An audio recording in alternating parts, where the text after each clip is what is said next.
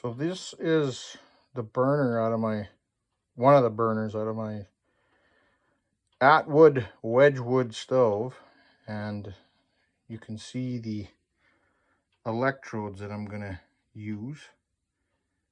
And because I cannot find the replacement electrodes that fit in this burner. You can buy an entire burner, but up here in Canada it would cost me about 200 bucks to buy 3 new burners, so I ain't doing that. But here's a picture of the electrode, what it looks like here, and I'm gonna just modify it to fit in there so that I can do this on the cheap, because these were only 28 bucks, I think, shipped right to my house. So I got 3 of these, and that'll do my burners. So I'll throw a short video up after when I get this, how I get this all done. So we'll see you in a bit. So anyways, here's the electrodes. You can see the one on the left there, how short I cut it and got rid of that little 90-degree kick on there. And these are the 2 little brackets that I made that come off the bolts that hold the burner together. And if you can see up here, this is the existing bolt that I took out of there, and it's pretty short. So I bought these little Allen head bolts instead. I think they're 3mm bolts, and I bought those ones over here. And they replace the other bolts. If you look on the back side of this burner here, that will replace, you can see that one Allen head bolt that I put a brass washer on there, and I'll replace this other bolt, that little screw that's on the other side that holds the bracket on, that holds the burner down. That's what the little longer bolts are for, because there's just not enough thread left in there. You'll strip it out if you don't use a little longer bolt. So but these are the little brackets that I made, and I just made them out of some plumbing unistrut, and it's just that all band or whatever the hell they call it. And it's not very tough stuff, but it's tough enough to do this job. So it should, well, the other burner that I've done it on, it's worked very well. So I'll get this one installed, and then I'll take a little video of what it looks like when it's all set up. So see you later. So here's what it looks like when I got the bracket and everything in there. And these little bit longer bolts, like this one here, these are the ones I used. Here's the original one. These are the ones I used for that bolt right there, because it's gonna be too short. But it sets up pretty good if you look at it. Hang on a sec here, I gotta take the cover off my phone. And if you look at it, it's sitting pretty good distance away. You can play with that length a little bit just by cutting that electrode off a little more. It doesn't have to be perfect, but it should arc right to the top. That's what you want, because that way that little gas port is in there. If you look in the very back, I don't know if you can see that or not, but in that gas port that's right in the back there, it pours propane out right there. So I had one before where it was the electrode was only coming up to about here, and it was arcing to the side, but it wouldn't ignite it. So I mean, all you're doing is pouring propane into your trailer then for no apparent reason, which is a good way to die. So not a good idea. But this one here works pretty good. I tried it on my other one, on the first burner that I did, and it works great. So, and like I said, trying to find the stock igniters that fit in this hole right there is impossible. Like I can't. I looked all over the internet. I couldn't find them. I could find burners with the igniters already in there, but they were ridiculously expensive. So I was just like, no damn way, not for something that you can redo for, you know, 30 bucks. So I'll do this other burner, and then I'll take them both out, and because I got the other one in there already, and I don't have my my electronic igniter hasn't come in yet, but I got a electronic 4-pole igniter coming in, the little one, the electronic one that runs off of a AA battery. So I'm going to put that in as well. And you can see here too, I just wanted to show you quick, I bent that outlet 90 degrees, because if you look on this height here, there's not very much, and sticking straight down is it's not going to be good. It's going to be right on the edge of the stove, and so I didn't want to take the chance of something, you know, even though I'm shrink wrapping everything and making sure it's all you know, so that the arc isn't going somewhere else other than where it's supposed to. I just wanted to make sure, so I just bent that thing over at a 90, and on the other burner it seems to work just fine. So I'll get this other burner done, and then I'll take them out to the trailer and put them back in there, and we'll give her a whirl just with the little cheapo barbecue igniter that I got, the little manual one. So we will get the other one done. So here's all the wiring all hooked up, and you can see how I put the wires on where I bent that there and then put that shrink wrap on there. It's not the prettiest job in the world, but it's under the top of the stove. You'll never see it. So that'll sit in here. This will sit just like this. Slide on there. Sits just like that kind of thing. And then I can run that wire up around the top there, make it nice and neat. Come down here, I'll have my igniter sitting right there. So yeah, I'll get the other one all done up, and then I'm just on the wait then for my igniter to come in. So that should be in another couple of days or so. So till I get that done, I'm pretty much at a standstill.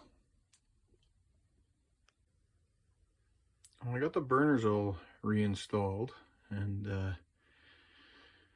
you can see the igniters on all of them there. They're all the same. So, but like I said before, I don't have my igniter yet. I've just been testing everything with one of these cheapo ones here. So, but works damn good.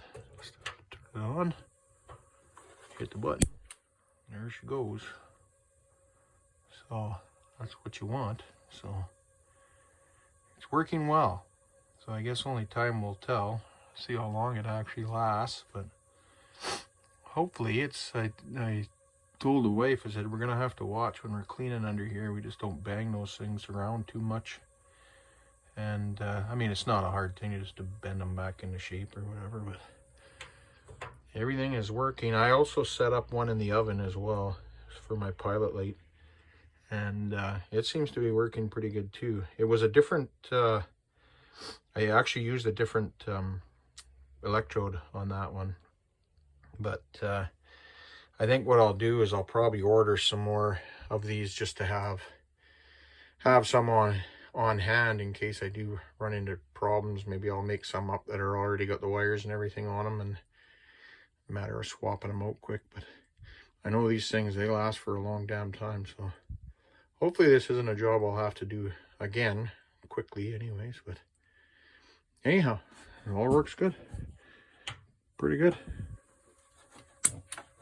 Seems like one shot every time is working, so gotta like it. Well, we'll get the wait for the igniter to come in, and then we'll finish this job up. Should be getting close to camping season, so I want to get all this stuff done up as quick as I can, get it finished so I can enjoy my camping season. So we will see what goes on when the igniter gets here.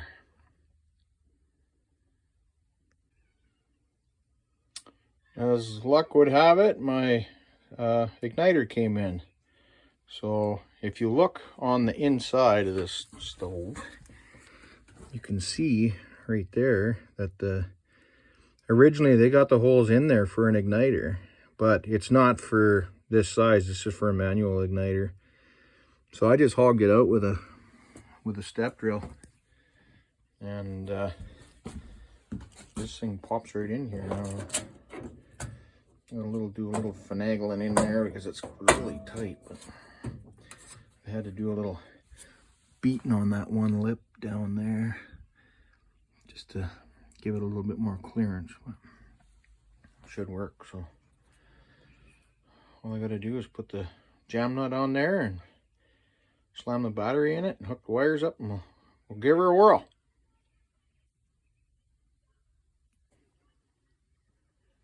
So I got everything, all the wires all hooked up back there. There's 4 of them, of course, one going to each burner and one going to the oven. And it works slick. It clicks once and fires up.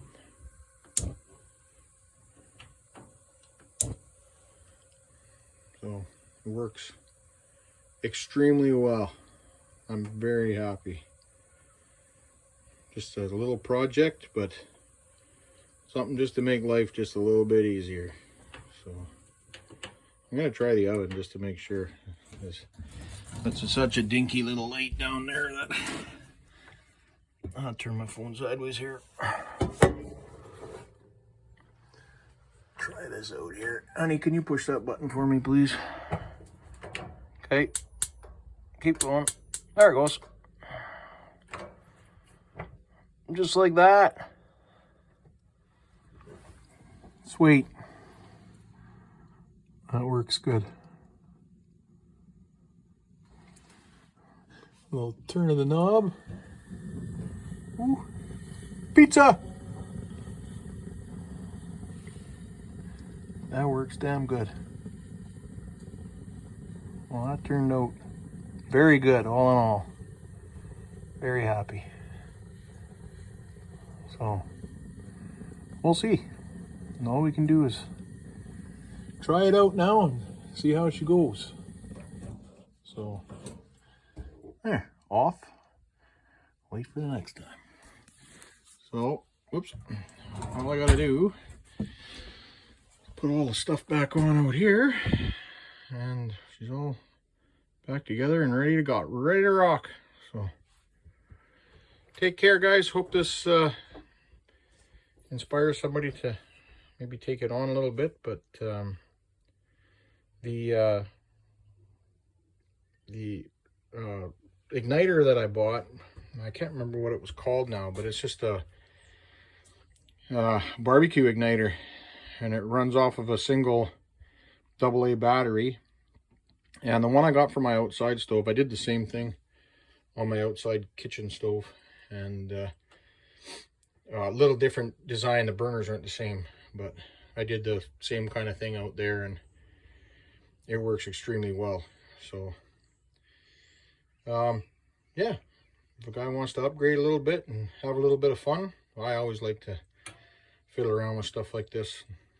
Just something to do, and it makes it just that much easier when you go out camping. So take care, guys, and happy camping.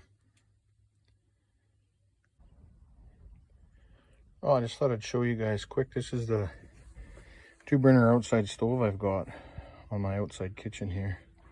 But as you can see, this is a Suburban stove, and it's got different burner covers and stuff than my Atwood one, Wedgwood, whatever you want to call it, that's inside.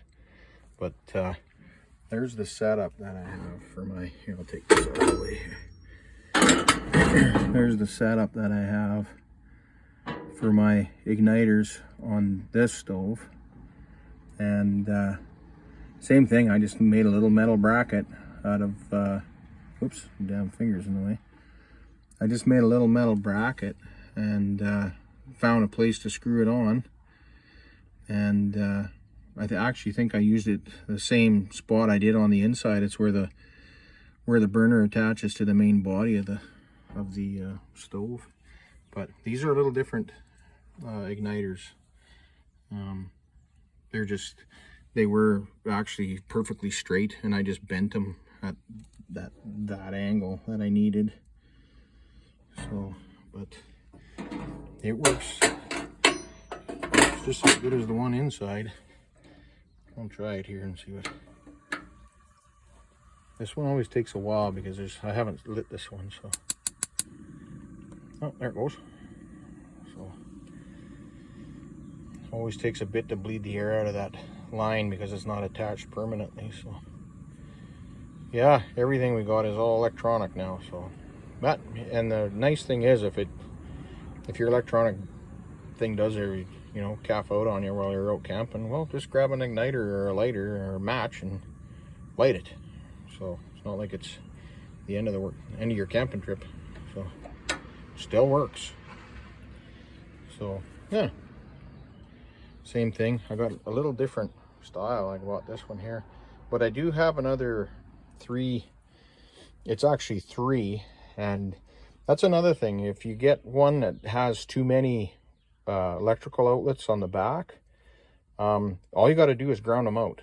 So just run a wire and run them to ground. You can have a 4-wire on a 2-wire, or sorry, a 4-wire on a 2 igniter system. You just have to ground out 2 of the outlets coming out of your igniter. So, but this one here actually has 3. It's one, I just bought an igniter kit just to see if this was going to work at all, and it works great. So I just ground one out, and but the one I've got coming is the exact same style as the one I put inside. So all it basically is that piece is different. That black knob on this one is just the nice chrome shiny one. That's the same one that's on the inside. So I'll probably just pop this one off and put that other chrome one on, just so that they match, because I'm married and you better damn make shit match when you build it. So anyways, guys, a fun little project, not a whole lot of money, a little bit of fiddling around to get your igniters just in the right spot and not have them bang into the cover or anything when you're putting stuff back together. And pretty simple little job anyways, and yeah, make it a little bit more fun. So we'll talk to you later. Happy camping.